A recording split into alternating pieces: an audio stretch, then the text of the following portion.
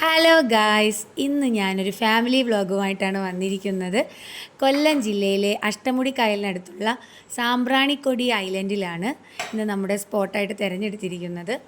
ഞാൻ പോയപ്പോൾ തന്നെ അവിടെ നല്ല കാറ്റായിരുന്നു. അവിടെ ഒരു ബോട്ടിൽ കയറിയിട്ടാണ് നമ്മൾ ഐലൻഡിലോട്ട് പോവുക. അങ്ങനെ നമ്മൾ ബോട്ടിൽ കയറി നല്ല ഭംഗിയുള്ള വ്യൂ ആണ് അവിടെ നിന്ന് കാണാൻ. അപ്പോൾ ഞാനും ഫാമിലി എല്ലാവരും ഉണ്ടായിരുന്നു. എൻ്റെ കൊച്ചുമ്മായും മക്കളും എല്ലാവരും ഉണ്ടായിരുന്നു. എൻ്റെ ഉമ്മച്ചി, മോള്, പിന്നെ അനിയത്തിയുടെ മക്കളെല്ലാവരും ഉണ്ടായിരുന്നു.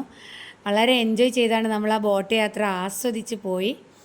നമ്മളങ്ങനെ ബോട്ട് യാത്രയിൽ പോയിക്കൊണ്ടിരിക്കുമ്പോൾ അതിനിടയിൽ തന്നെ ഒരുപാട് വേറെ ആൾക്കാരും പല രീതിയിലുള്ള ബോട്ടുകളും അങ്ങോട്ട് സർവീസ് ചെയ്യുന്നുണ്ട്.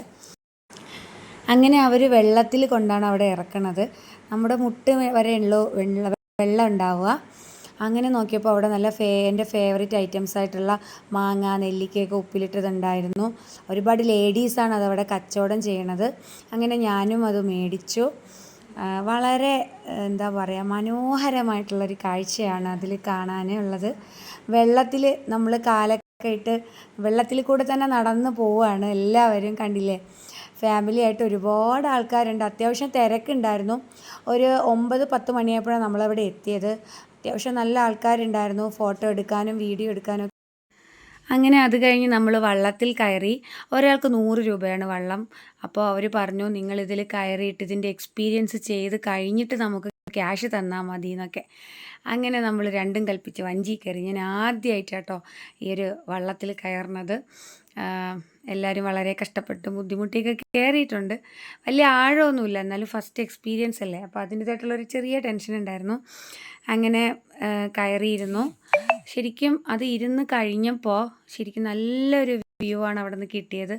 ഫുള്ളും നല്ല പിന്നെ തടാകവും കായലും പിന്നെ കണ്ടൽക്കാടുകളും എല്ലാം കൊണ്ടും വളരെ വളരെ മനോഹരമായ കാഴ്ചയായിരുന്നു. അതിലോരോന്നും ഒരുപാട് എൻജോയ് ചെയ്തു. പിന്നെ ഇതായി കാണില്ലേ, ഈ ചേട്ടൻ്റെ കാര്യങ്ങൾ എല്ലാം പറഞ്ഞു തന്നു കേട്ടോ. ആ ചേട്ടൻ അവിടെ ഉള്ള അയൽവാസിയാണ്, അവിടെ തന്നെയുള്ള ആളാണ്. പിന്നെ അവിടെ ഒരുപാട് പിന്നെ ഇതുപോലെ മീൻ പിടിക്കുന്ന ആൾക്കാരാണ്, മത്സ്യബന്ധനത്തിലാണ് ഇതുപോലെ അവരുടെയൊക്കെ തൊഴിലെന്ന് പറഞ്ഞു തന്നു. പിന്നെ ഒരുപാട് യാത്രക്കാരവിടെ ഉണ്ടായിരുന്നു കേട്ടോ. അന്നത്തെ ദിവസം നല്ല തിരക്കായിരുന്നു. പിന്നെ അത്യാവശ്യം വെയിലും ഉണ്ടായിരുന്നു കേട്ടോ. എന്നാലും നമുക്കതൊന്നും ബാധിച്ചില്ല. അതിലൊരു ചൂടായിട്ടൊന്നും നമുക്ക് തോന്നിയില്ല. നമ്മൾ ആ ഒരു വെള്ളത്തിൻ്റെ തണുപ്പ് കൊണ്ട് കണ്ടൽക്കാടുകളുടെ ഇടയിൽ കൂടെയാണ് ഈ പോക്ക് കേട്ടോ. നല്ല രസമുള്ള നല്ല തണുപ്പത്തൊരു യാത്ര. ഞാൻ നന്നായിട്ട് എൻജോയ് ചെയ്തു. നല്ല ഭംഗിക്ക് നല്ല ഭംഗിയായിട്ടുള്ള ഒരു കാഴ്ചയായിരുന്നു. നിങ്ങൾക്കത് കണ്ടാൽ മനസ്സിലാവും. അപ്പോൾ അത്യാവശ്യം ആഴമൊക്കെ ഉണ്ട്. ഈ ഒരു കായൽ മുഴുവൻ മത്സ്യങ്ങളാട്ടോ, നിറച്ച് മീനുകളാണ് അതിൽ. ചെറുതും വലുതുമായിട്ട് ഇഷ്ടംപോലെ മീനുകളുണ്ട്. അപ്പം ഞാൻ പലതരത്തിലും ഫോട്ടോസിനൊക്കെ പോസ് ചെയ്തു. അതുപോലെ വീഡിയോസ് ഷോട്ടുകളൊക്കെ എടുക്കാൻ വേണ്ടിയിട്ട് പിന്നെ വീഡിയോ ഷൂട്ടൊക്കെ ചെയ്യായിരുന്നു വള്ളത്തിലിരുന്നിട്ട്. ശരിക്കൊരു ഞാൻ ഒരിക്കലും വിചാരിച്ചില്ല ഈ ഒരു യാത്ര. നമ്മളിത് കയറിയിട്ടുണ്ടായിരുന്നില്ലെങ്കിൽ നല്ല മിസ്സായേനെ. അത്രയും ഭംഗിയായിരുന്നു. പിന്നെ നമുക്ക് ഇരുന്നുകൊണ്ട് തന്നെ വെള്ളത്തിലൊക്കെ ഇങ്ങനെ കൈയിടാം, ആസ്വദിക്കാം, അതൊക്കെ ചെയ്തു. നമ്മൾ അങ്ങനെ വഞ്ചിയത്ര നമ്മൾ തിരിച്ചു വന്നു. തിരിച്ച് 1 മണിക്കൂറാണ് സമയം തന്നിരുന്നത്. അത് കഴിഞ്ഞു. പിന്നെ നമ്മൾ ഇറങ്ങി. പിന്നെ ചേട്ടനോട് നന്ദിയൊക്കെ പറഞ്ഞു. അങ്ങനെ നമ്മൾ ആ ഒരു ബോട്ടിൽ തിരിച്ച് നമ്മൾ ബോട്ടിലാണ് പോവുക.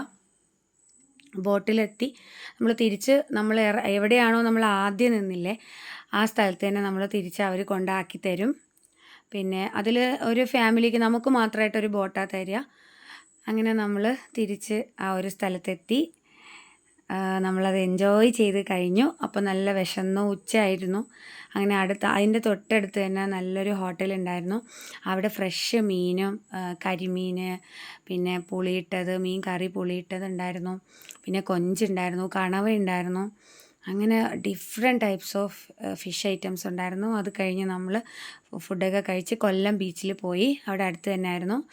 നമ്മളങ്ങനെ കുട്ടികളൊക്കെ ആയിട്ട് കൊല്ലം ബീച്ചിലൊക്കെ കളിച്ച് ആസ്വദിച്ച് പിന്നെ അന്നത്തെ ഈവനിങ് ഫുള്ള് വൈബാക്കി സെറ്റാക്കി. പിന്നെ കുട്ടികളൊക്കെ നല്ല എൻജോയ് ചെയ്തു. കൊല്ലം ബീച്ചിലെ ചെറിയ ചെറിയ പിന്നെ ഭംഗിയുള്ള ഒരു ബീച്ചാണെങ്കിലും പട്ടം വറുത്തൽ അങ്ങനത്തെ സംഭവങ്ങളൊക്കെ അവിടെ ഉണ്ടായിരുന്നു.